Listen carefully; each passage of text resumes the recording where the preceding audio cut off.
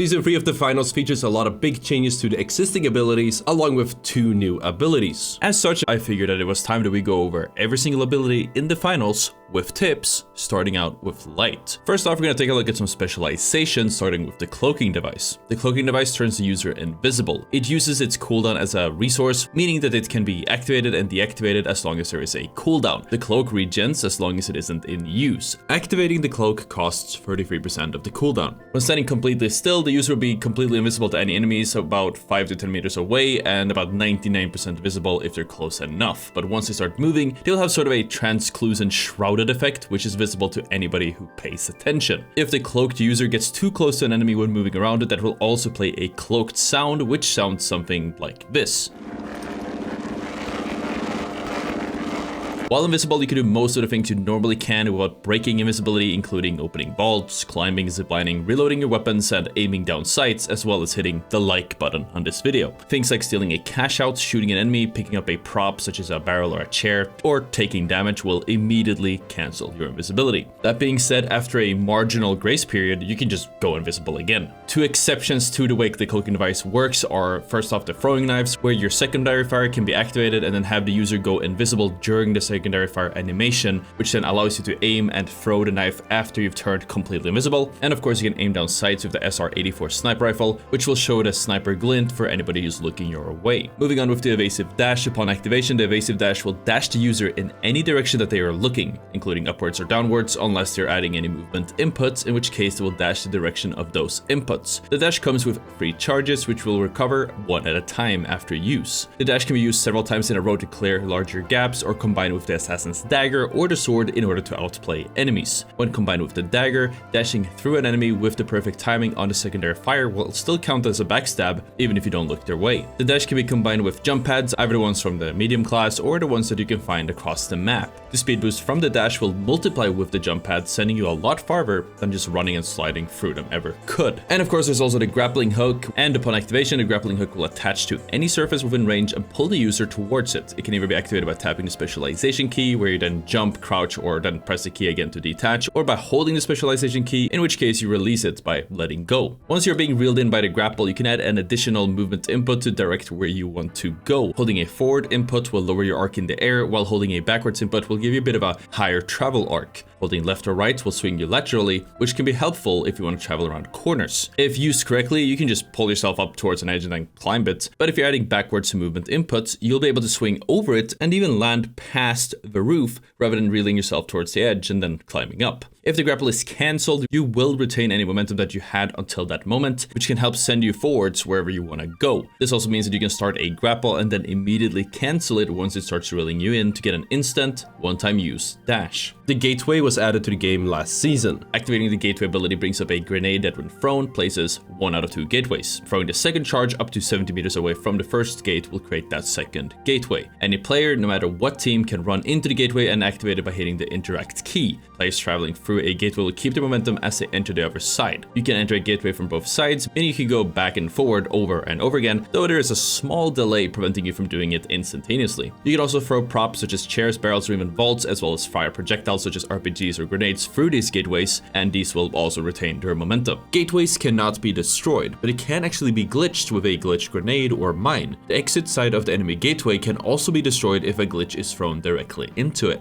Upon activating a breach charge, your character will throw out a small explosive satchel that, after 2 or so seconds it takes after being primed, can be detonated and deal upwards of 80 HP damage to any nearby target, or blast a small hole in a ceiling or wall, or destroy a prop. Your detonator will glow red when you don't have an active satchel, it will glow yellow as it's being primed, and blue once it is ready to blow up. If your detonator somehow turns red when you have a satchel active, this means that your satchel has been destroyed. As with an explosive, the breach charge's explosion will only damage enemies that are within range and in line of sight of the charge itself. While it doesn't pack a large blast, it's more than enough to create a small hole to go ice fishing, where you open a small hole in a wall or a ceiling to get a pick on an unsuspecting enemy on the other side. You can carry up to 2 breach charges and it has a fairly short cooldown, and as such, you can use it a lot more often than you think. An underrated use for the breach charges is to use it on cranes that you can find on most maps. Just place both breach charges on a support beam and then blow it up. As with any explosive, the breach charge can be activated by other explosions, by getting shot or meleeed. I've also found a lot of value in throwing a breach charge onto the ceiling when I'm under an enemy, a friendly statue, or the cash out, and then just blowing it up. I call this the kidnap, which brings the target down to me. Also, heads up, not kidnapping related, but I just wanted to mention this. I'm intentionally trying to avoid listing specific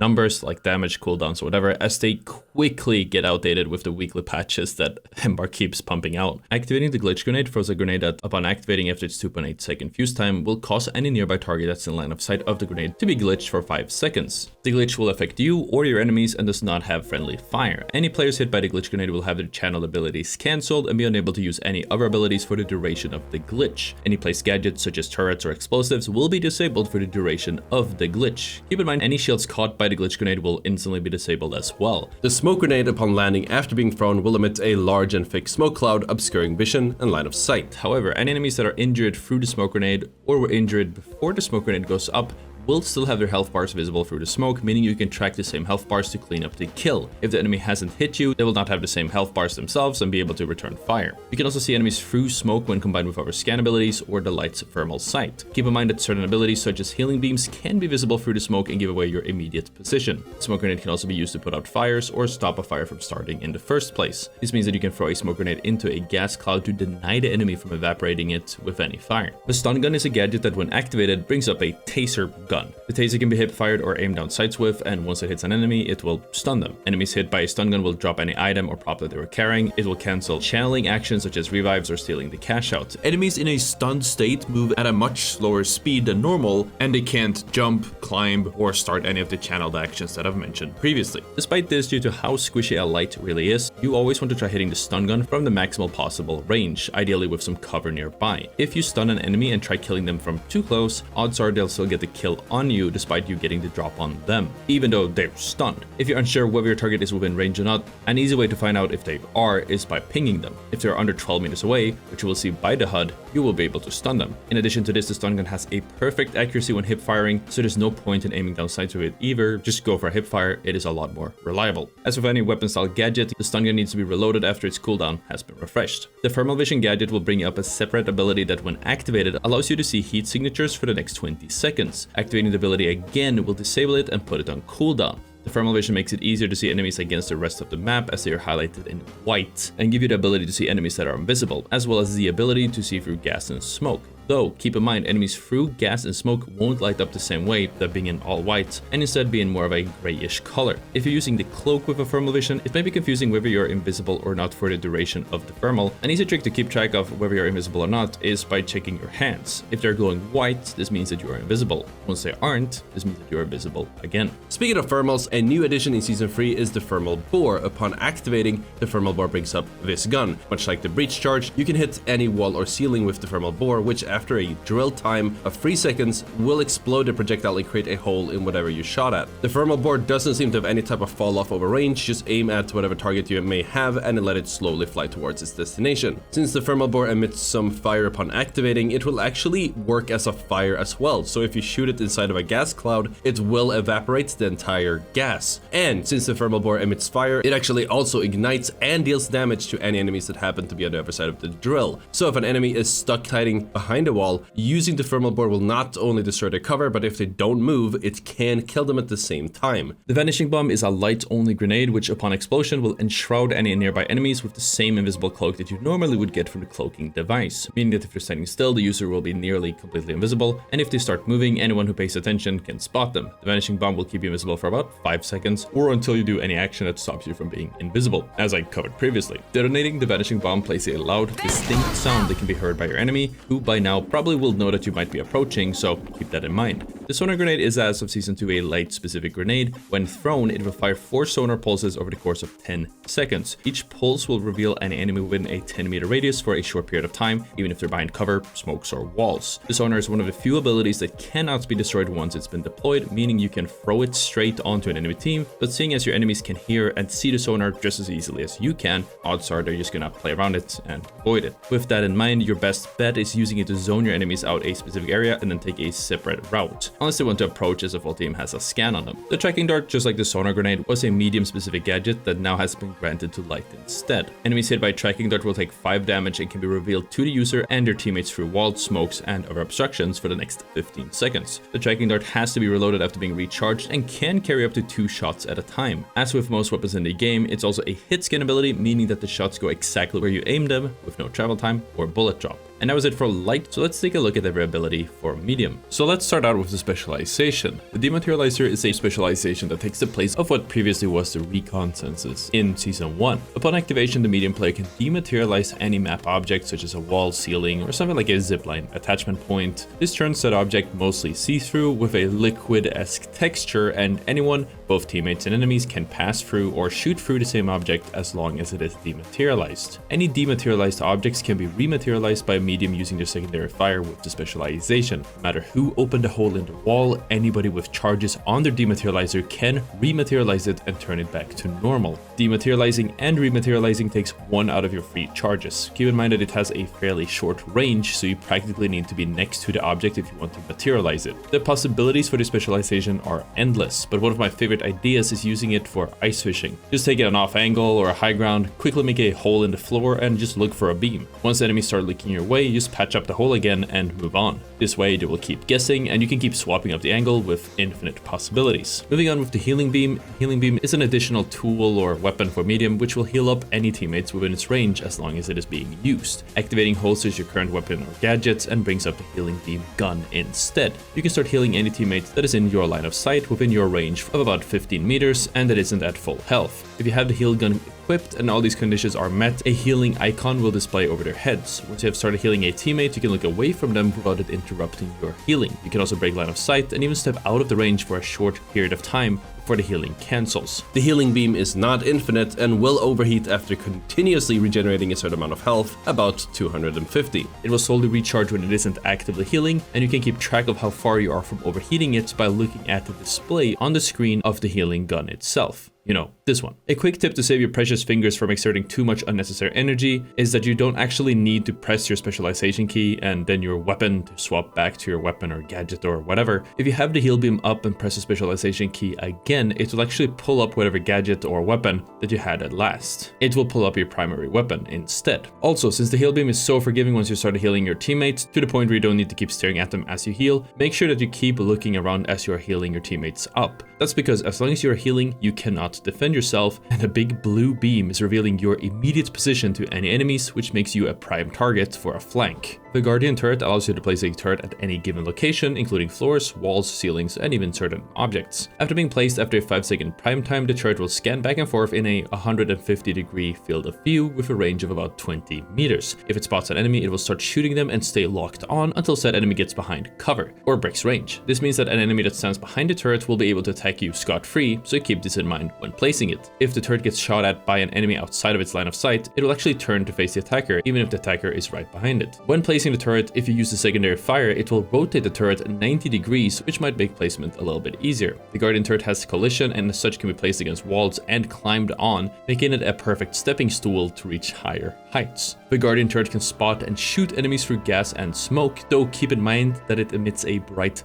light through said obstructions, meaning your enemies can easily see it right back. As soon as you place a turret, you cannot place another one until your current turret is destroyed, manually picked up, or remotely picked up. More on that in a second, and until your cooldown runs out after. Depending on the case, it will refund you a percentage of the turret's cooldown, after which the turret will become placeable again. Specifically, if you manually pick your turret up, you will get 80% of the cooldown refunded to you, whereas with remote pickup, you will only get 50% back. And of course, if the turret gets destroyed, you will have to wait the full cooldown. Speaking of, a new feature for the turret in Season 3 is the ability for players to remotely destroy it, allowing them to trigger the cooldown if it is not nearby. This of course allows for easier repositioning without having to go back across the entire map just to pick up your existing turret. The data reshaper was added to the game last season, and oh boy is this thing fun to use. Activating the ability brings up this cool looking sheet, and if you press the primary fire against an object, this will turn one thing to another. It can turn one object into something else or an entire cluster of objects into something else as well. Enemy gadgets like turrets, grenades, even barricades, dome shields, or anti-gravity fields will be turned into simple props like tables, and enemy grenades or even incoming RPG RPGs will be turned into flower pots, as long as you time your reshaper the right way. The trick to catch these midair, just spam click once you see it coming. If you use the data reshaper on barrels, they will always transform into a different barrel. The goo canisters will turn into fire barrels, the fire barrels will turn into gas barrels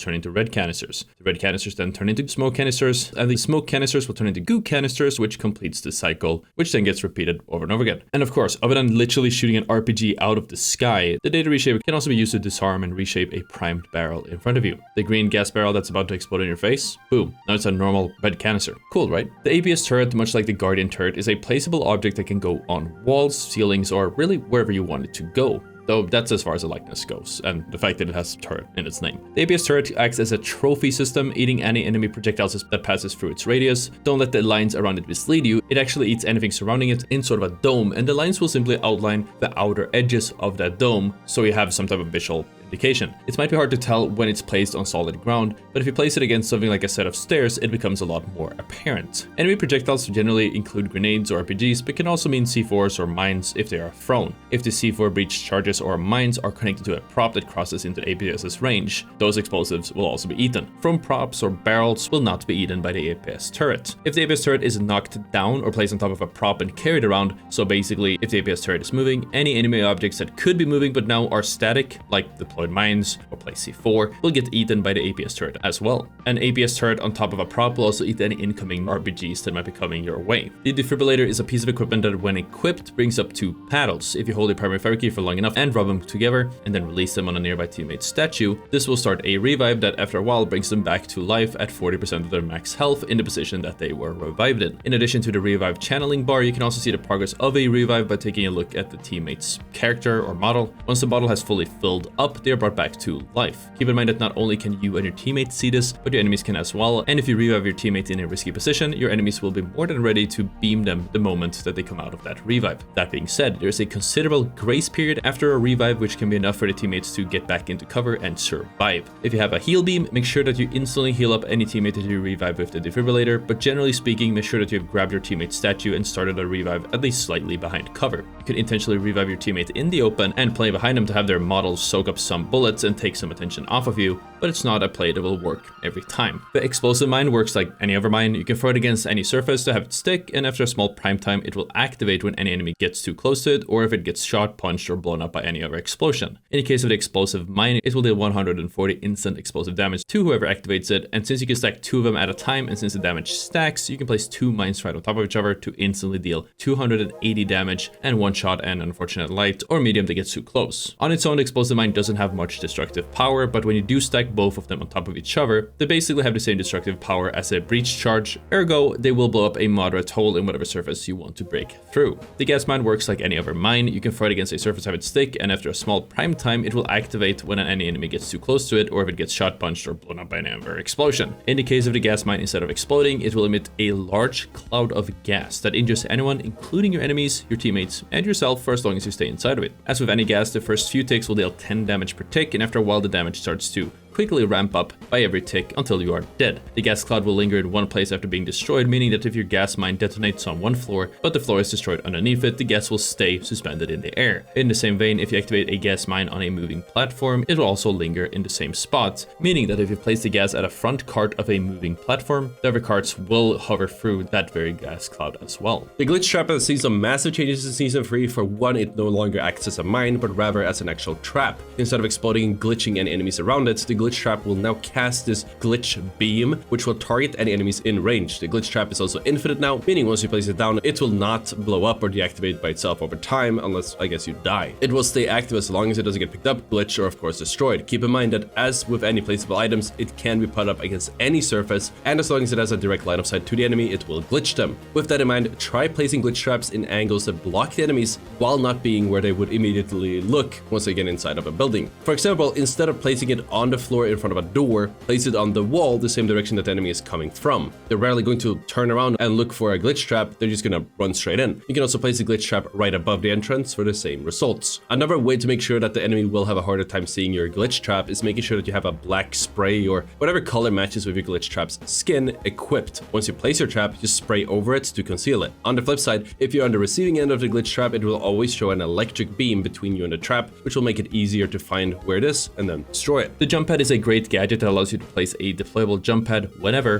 wherever you want. It can be placed on most flat surfaces, sloped surfaces, on walls and ceilings. It can really only not be placed against objects and props such as barrels or chairs, so basically anything that you can pick up. The jump pad can be used across any distance or take any high ground that you would like. When taking a jump pad, you will always get the same vertical distance, but whether you walk, run, or as a light dash into the jump pad will determine how much horizontal distance you will cover as well. If the pad is placed on a slope, it will launch you in the direction that the pad is facing. This speed boost also stacks with running or sliding, and the steeper of an angle that you place the pad on initially, the steeper its arc. Since the pad can be placed against walls, it can also be used to block doorways and windows by placing them on the wall right next to it. If you're being chased by an enemy, a great use of the jump pad is taking the pad and then immediately waiting for your enemy to take it themselves. Since taking a jump pad puts you in a very predictable arc, this can give you an opening to beam them midair. Just make sure that when you initially deploy the jump pad, using it won't put you in the line of sight of your enemy to begin with. Activating the zipline gadget brings up a separate gadget which allows you to place the zipline up to 40 meters between where you are standing and where you are aiming. The zipline works as any other zipline that you can find on the map and will be broken if you destroy either of its attachment points. You can place the zipline between a static and moving object such as a crane or moving platform and have the zipline extend past its original range and stretching between the two attachment points until the line of sight between those 2 points is broken by the map, such as a wall or an object. That being said, if whatever the attachment points to the zipline are standing on breaks, the attachment points will fall down while still keeping the zipline intact. And that was it from medium, so let's take a look at heavy and their abilities as well. Activating the mesh shield specialization brings out a shield that protects the heavy and their teammates from any incoming damage or even projectiles. Bullets and explosions will deal damage to the shield, and throwable projectiles such as grenades will just bounce right off. In addition to blocking incoming enemy damage, the mesh shield also lets the heavy's teammates fire right through it. The shield currently has 750 health and will slowly recharge when it isn't taking damage. It can be held up indefinitely unless the health reaches 0, in which case it will break and you will need to wait for a cooldown before you can use it again, after which it will slowly recharge. When using the mesh shield, you will not be able to move as quickly,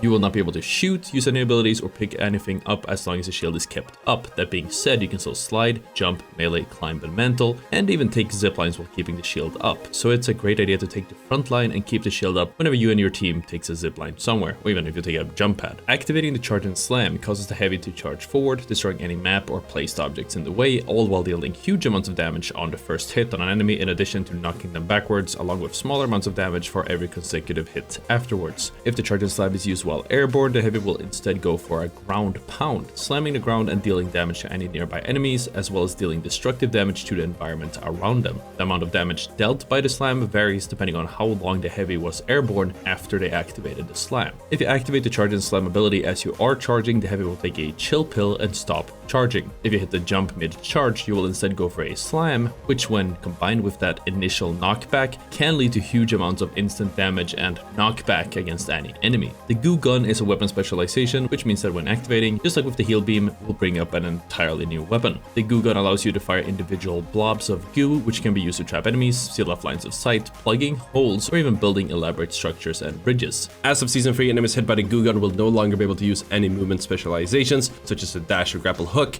with the exception of charge and slam, which will break the goo as soon as it is activated. I've already gone more in depth with 25 ways that you can abuse goo in the finals, so if you are interested in more in-depth ways to abuse goo, I will link that in the description. But let's go on with the gadgets for heavy as well. A brand new 4th specialization for heavy this season is the winch claw, and this thing has damn near unlimited uses. Pressing the specialization key will immediately make you throw the winch claw in front of you and grab any players, carry-up items, your teammates' statues, debris, and even cash outs or terminals and pull it towards you. To my knowledge, the winch claw is the only ability in the game that has different cooldowns based on how you apply it. The cooldown for grabbing a carryable object or nothing, so if you miss, is 7 seconds, whereas if you grab a player, the cooldown will be 14 seconds. Keep in mind that the winch claw will completely ignore riot shields, mesh shields, and even bubbles, so your enemy is not going to be safe behind a shield. Just throw the winch claw at them and you're going to get a free kill. If you pull an object in with the winch claw, keep in mind that unless you hold your pickup key, it won't actually make you grab onto and hold the item. Once you finish the animation, it will instead fall to the floor. On the subject of picking up objects, as mentioned, the winch claw can also be used for retrieving your own teammates' statues. Just remember to hold up that pickup key if you want to grab them and get them out of there. If an enemy goes for a steal on a cash out and you aren't able to yoink them or fight them for whatever reason, season. Another option is just grabbing the cash out itself and pulling it away. Depending on your angle and the enemy's position, it can end up pulling it far enough to cancel their steal. There's so many more uses for the winch claw, but it would be impossible to cover it all in this video without making it twice as long. So if you want to know more about it, stay tuned for an in-depth guide coming very soon. The anti-gravity cube is a gadget that was added back in season 2. Activating it brings out a small cube that can be held or thrown just like a grenade. Upon landing, the gravity cube will open up an elevator of sorts and disable the gravity of anything above it with a radius of a few meters. Any loose objects within the anti-gravity field will start slowly floating upwards, and if you enter the anti-gravity field, so will you. The anti-gravity field retains the momentum and direction of anything that passes through it. If you jump upwards into the anti-gravity field, you will continue traveling at the same speed and direction which you jumped until you exit on the other side. Players inside of the anti-gravity field can still float around and control their movement inputs. They can also steal the cash out as they are floating. Objects or map geometry that breaks the line of sight will not stop the gravity field, as it will just pass through anything above it. After being deployed, the motion sensor will stick to any surface, including walls and ceilings, and alert your team if anyone steps inside of its radius, scanning and highlighting them with the same effect of a sonar grenade or tracking dart. It can be destroyed when shooting at it, and enemies will get alerted with a detected status on their screen, as well as having a beam casted from the motion sensor that makes finding it completely effortless. In Season 3, the motion sensor works in a similar way to the glitch trap, except instead of permanently glitching the enemies, it scans them and makes them visible to you and your teammates as long as they are within its line of sight. You can use the exact same strategy for the motion sensor as for the glitch trap, placing it in a spot that is in the direction of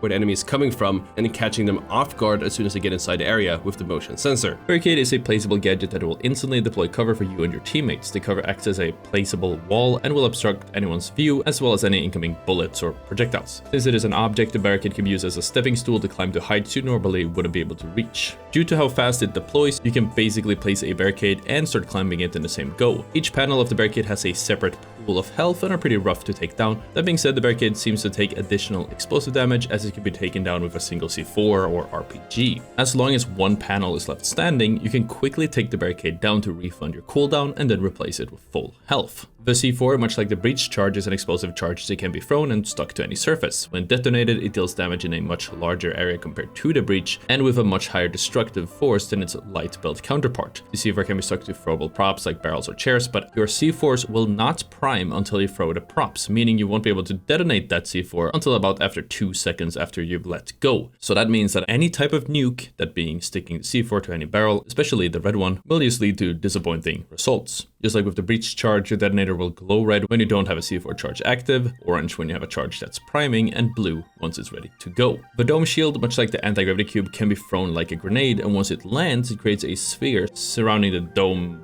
gadget in the middle, meaning that if you place the shield on a floor, it will not only create half of a bubble on your side of the floor, but it will also clip through and create another half of a bubble sticking out from the ceiling underneath as well. The dome shield more or less works like the mesh shield, as in enemies cannot shoot in, projectiles can't pass through, throwables will bounce off, and you and your teammates can still shoot through it.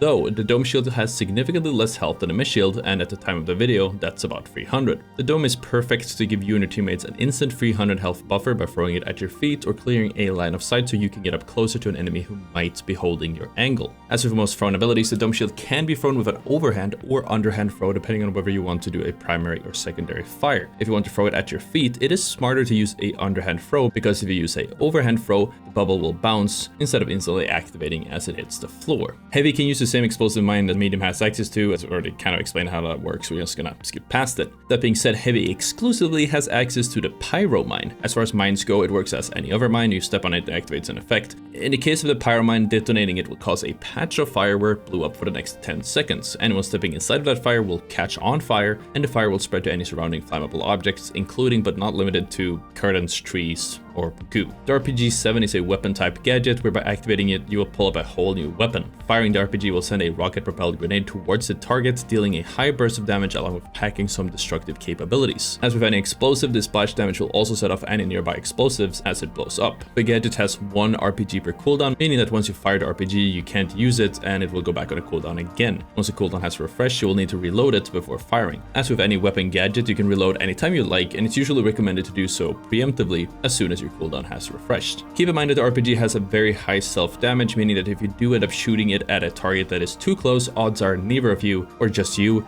won't survive the matchup. If your target is at a homie kissing distance, try to wait before shooting until you get some distance away from them, or try hitting a nearby wall or ground next to your target, or you're gonna blow yourself up. And that was all for heavy, but there are a few more non-class specific grenades I want to cover as well. And just to avoid unnecessarily repeating myself too much, these are all grenades that you can pull up and throw. After it's been thrown, the flashbang will take about 2 seconds before detonating. Anyone within its range will be flashed and temporarily blinded. The severity and duration of the flash vary depending on how far the flashbang were from when it was detonated and whether they were looking towards it or not. Keep in mind, even if you weren't looking at a flashbang when it blew up, you can still get flashbanged if it's close enough, albeit with a less severe effect. After a frag grenade has been thrown, it will take about 2 seconds before it blows up and deals up to 150 damage to any enemies within range. It has a very small destructive capability, and its main purpose is dealing damage to enemy players or destroying certain pieces of equipment, including but not limited to setting off C4s or mines. The goo grenade is a bit more different than most other grenades, as it will detonate on impact. As soon as a grenade hits a target, it will create a wall of goo. If the goo grenade hits a horizontal or slightly angled surface like the floor or a rooftop, it will create a normal standing wall with the middle starting from the impact point, which is 2x6 blobs of goo in size. And if it's thrown against a wall or vertical surface, it will instead create a wall building out away from that entry point instead. A well-placed goo grenade can actually trap players inside of it, which can give you ample time to get away from them, or to get closer to smack them around, whichever you prefer. You can break off individual blobs by punching them or shooting them. Due to how goo is coated, and here is a reminder to check out that video when you have the time, you can instantly break the entire wall of goo by hitting what I like to call the goo spot, or G-spot for short. When you're dealing with a wall placed on the floor, destroying this blob will take the whole thing down. And when dealing with a wall protruding from a wall, you can break this blob to take the whole thing down. Much like the goo gun, the goo grenade will also block the enemy's movement specializations except for charge and slam. The gas grenade works as any other typical grenade with a fuse time, meaning that it can be thrown and activated midair if the trajectory is long enough. Upon detonation, the gas grenade will create a gas cloud that lingers in the same spot for about 12 seconds. The gas works as with any other gas ability or canisters you can find on the map. The gas damage does not stack. The pyro grenade is an impact grenade, meaning that it only detonates on impact, no matter how you throw it. Upon landing, the pyro grenade creates a patch of fire that burns for the next 12 seconds, igniting anything flammable that touches it. It's also worth noting that the pyro grenade, like all fire, will instantly evaporate any gas clouds that aren't covered in smoke. And that was all of the abilities. I'll be rolling out a lot more in the finals content in general, so make sure you subscribe not to miss it. It's impossible for me to keep this video updated, so make sure you guys have joined the Discord to make sure you have the latest possible information. Thank you so much for watching, and I'll see you all next time. Peace out.